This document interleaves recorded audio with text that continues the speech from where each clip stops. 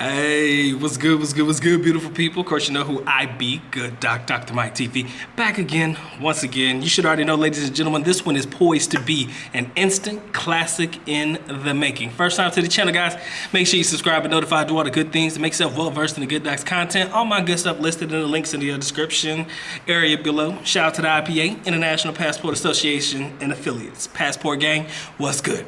Today, ladies and gentlemen, I want to talk to you about something that I thought was very, very interesting. Something that I happen to enjoy. Something that I happen to chant for, root for in any way, shape, or form that I possibly can, right?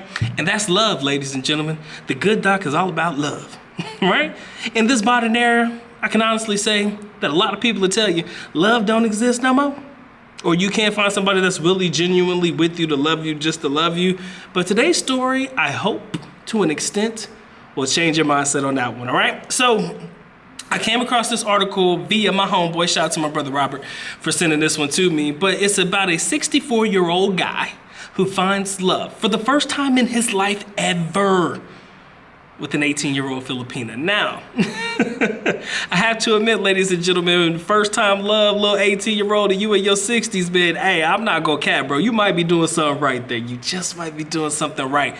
But the article, I will list in the link in the description area below so that you guys can check it out if you want to, but I also have it open over here, and I wanna read it a little bit so that you guys can get an idea of how my 64-year-old gentleman, he happened to be Filipino as well, found his particular young lady, all right? Now, first things first, give me a second.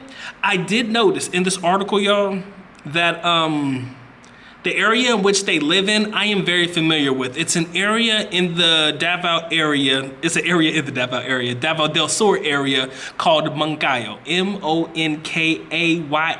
Moncayo. I believe that's how you spell it. But this particular area, if I'm gonna be honest with you, there's not much going on in that particular area. I have driven through Moncayo. I've never actually stopped in Moncayo. There's nothing for you in the area of Moncayo. So I want to make sure y'all keep that in mind as we go through the article, okay?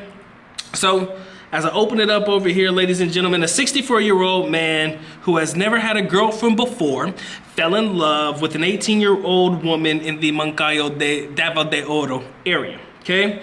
So, basically, my man was talking about how the first time he saw this girl, he fell in love. He couldn't sleep or anything like that. And, you know, she was always on his mind. And he was just really feeling, you know, that little warm, fuzzy feeling in the bottom of his stomach and shit every time he thought about this particular young lady. Now, he says, when I first met her, I fell in love with her because she was such a kind woman, right?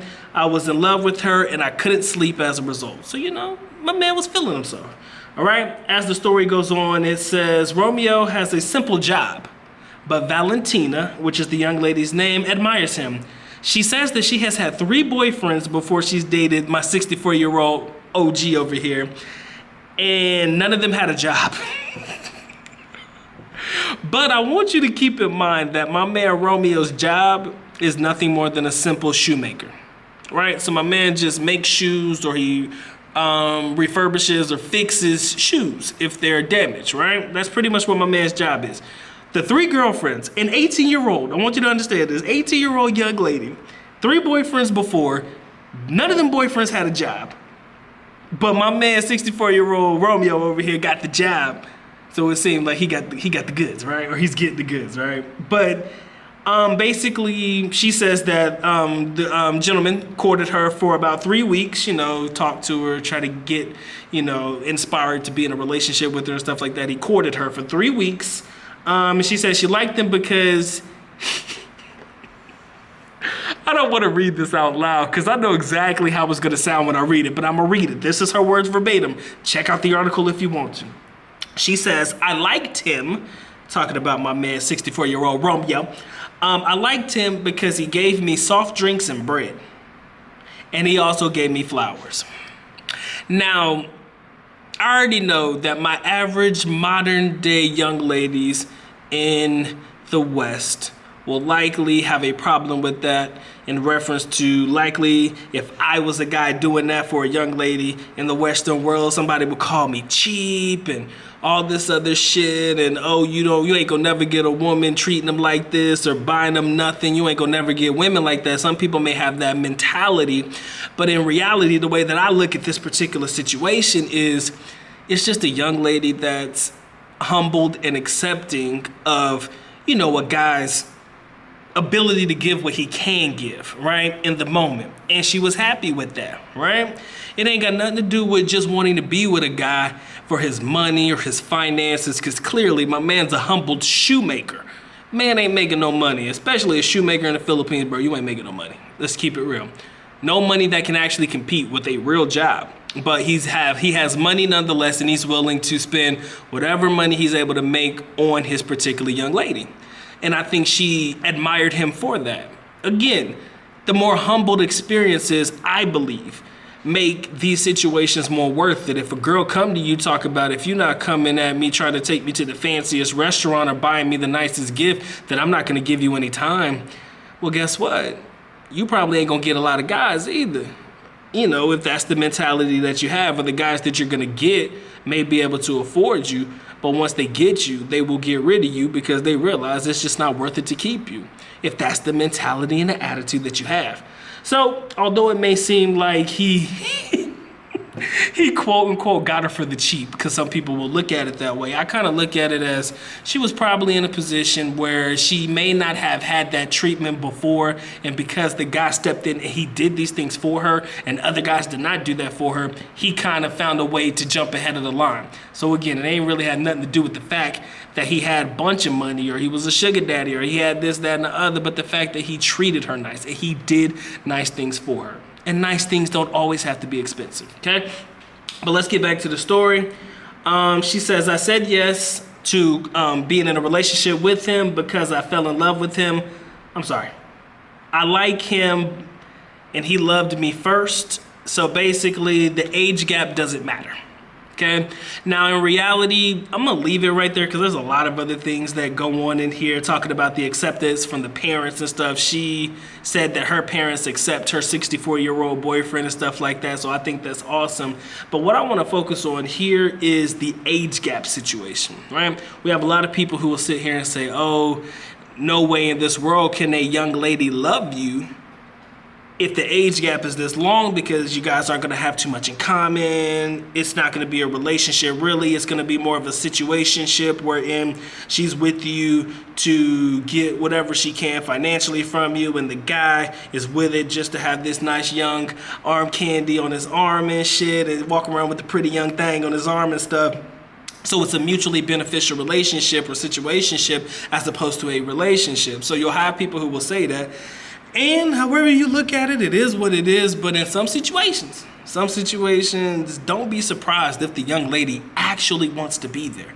If she actually likes the guy, actually loves the guy, because that shit happens every day.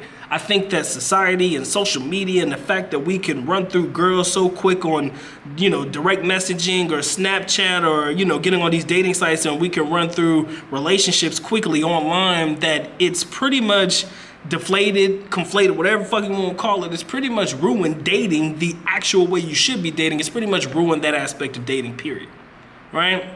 And in the area in which they live in, I'm pretty sure social media is not as popping. So maybe that's kind of the reason why their relationship has a more humbled approach, in my opinion, than a lot of other relationships that we see blossom on the internet or in places like that. But like I said, him and this girl currently live together. He has already asked for her hand in marriage. Boo boo. Let's see what else they have here. They are saving up for their wedding. Valentina takes care of Romeo and accompanies him on his job. They earn 300 pesos a day. So funding their wedding is still a long ways away. So they only make, as a couple, for his job, 300 pesos a day. 300 pesos a day. I forget, that's like what? Was I about to say $6? I think I was about to, it is $6, ain't it? Yeah, $6. $6 a day on average. If the exchange rate is 50 to 1, they make $6 a day together. So if it's for the money, you sadly mistaken, right? And like I said, I enjoy hearing about stories like this. It says, my love for you means I will stay true to you. Two of us will be together because you are the only one that I love the most. That's what the young lady said to him. And I mean, like I said, bro, every now and again, it's just good to hear a feel-good story. You feel me? That's a very, very feel-good story if you ask me, right? But let me know in the comment section below, man, how you guys feel about this one. Again, you can read the article in the description area below if you guys want to iron out the details, maybe some things that I missed that may provide some clarity for you, but something that I may have skipped over. It'll give you an idea of what it's all about, man. And for me, this is just my interpretation of the situation. Appreciate y'all locking in. Make sure y'all like, share, comment, and subscribe. Support the channel in any capacity. You already know how to do so. Doc is appreciative, all right? Y'all know what time it is, man. Time for the good doctor to go and get to getting, man. Y'all take care, man. Y'all stay blessed, man. Doc is out. Peace.